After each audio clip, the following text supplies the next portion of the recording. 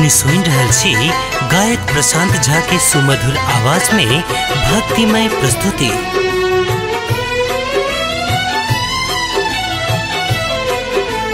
ई कोन तोहर हिसाब माँ से नहीं हम बुझै छी, ई कोन तोहर हिसाब माँ से नहीं हम बुझै छी। तोहर दुलार ले मैया सब दिन हम कनै छी, मैं गे सब दिन हम कनै छी। मैं बेटा संबंध सो ताबी हम करै छी, मैं बेटा संबंध सो ताबी हम करै छी। तोहर दुलार ल जननी सब दिन हम कनै छी, मैं गे सब दिन हम कनै छी।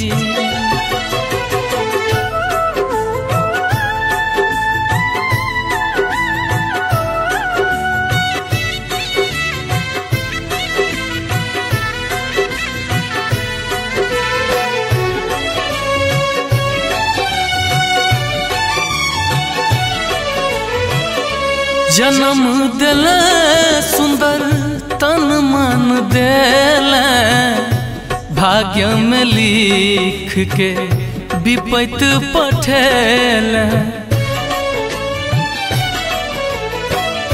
भर जग सुखिया भरल पड़ल छै, हमरे सब सो हीन बनेले। तोहरे शरण तोहरे चरण लाचार हूँ सब सौ अधम, मैं के कहूँ ना दिन कटै छी। सब दिन हम कनै छी, माँगे सब दिन हम कनै छी।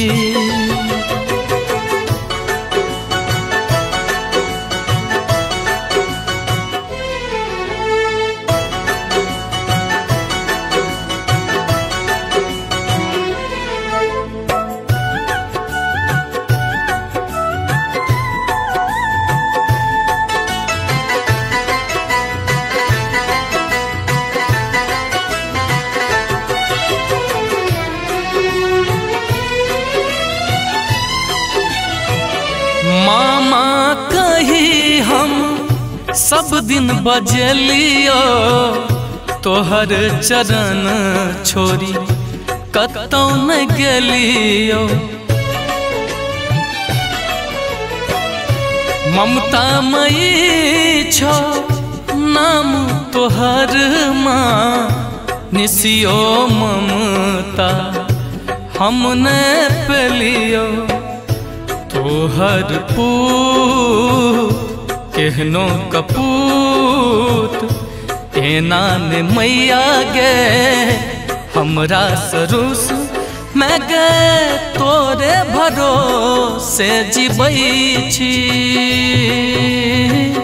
सब दिन हम कनै छी, माँ गे सब दिन हम कनै छी।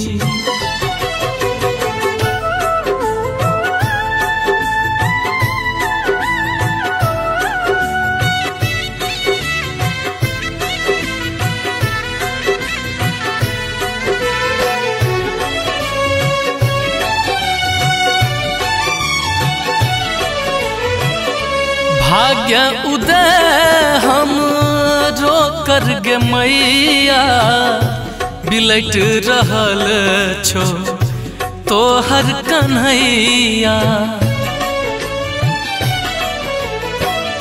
स्नेहक आचर बिनु भटकै छी, टूगर बनल छी घूमै छी गे मैया।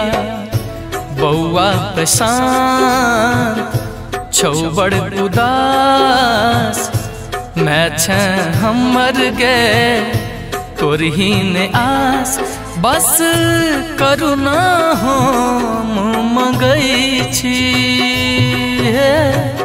सब दिन हम कनै छी मागे सब दिन हम कनै छी।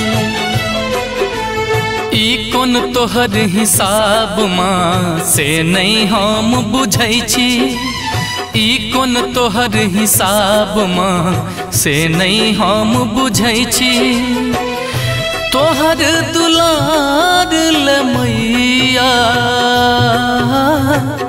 सब दिन हम कनै छी मैं गे सब दिन हम कनै छी।